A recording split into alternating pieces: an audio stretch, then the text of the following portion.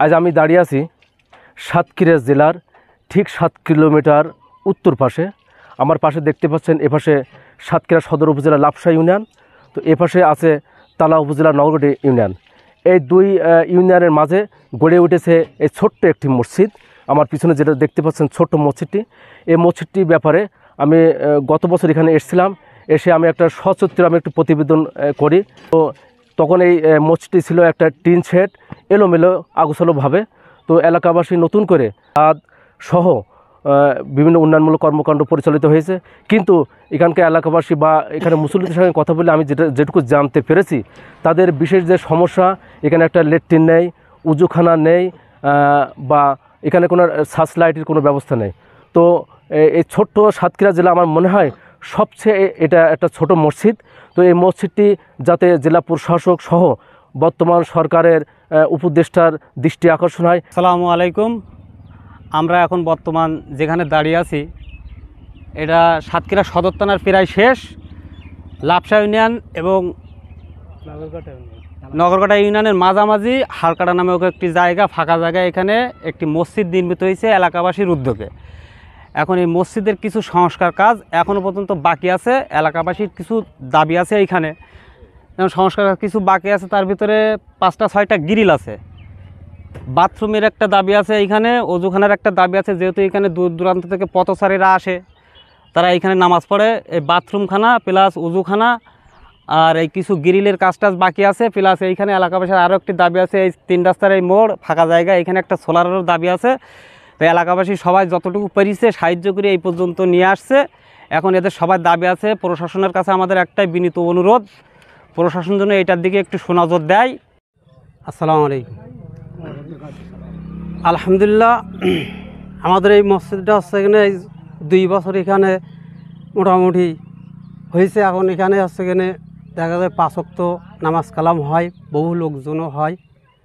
তারপরে এখানে আমি ইমাম হিসাবে আছি।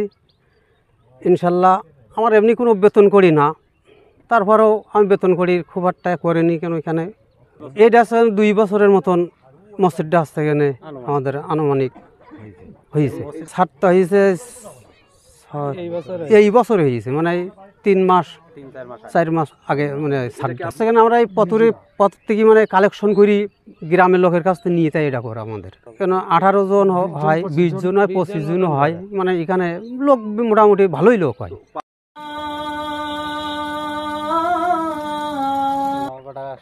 এই নগরঘাটার থেকে আসে, এপাশে বলদিপাড়ার থেকে আসে, এপাশে শিবনগরের থেকে আসে,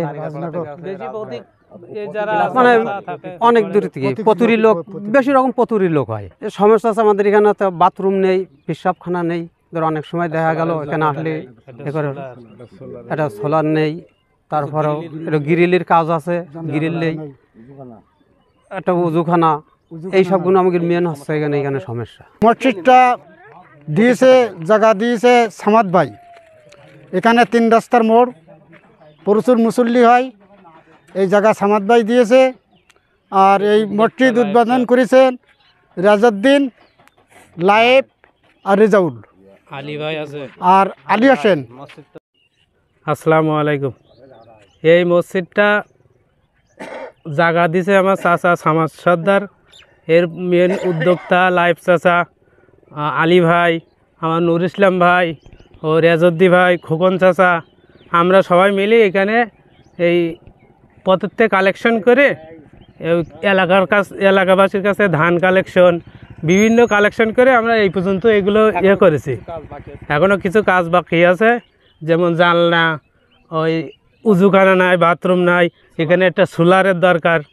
তা আমাদের দাবি এখানে যেগুলো কাজ বাকি আছে এগুলোর জন্য আমাদের সবাই জন্য। এখন আমার এখানে দাবি আছে জেলা প্রশাসকের কাছে, এলাকার বিত্তবান ব্যক্তি এবং বাইরে প্রবাসী ভাইদের কাছে অনুরোধ, দাবি যেন এখানে সবাই সহযোগিতা করে আমাদের কাজগুলো সম্পূর্ণ করে।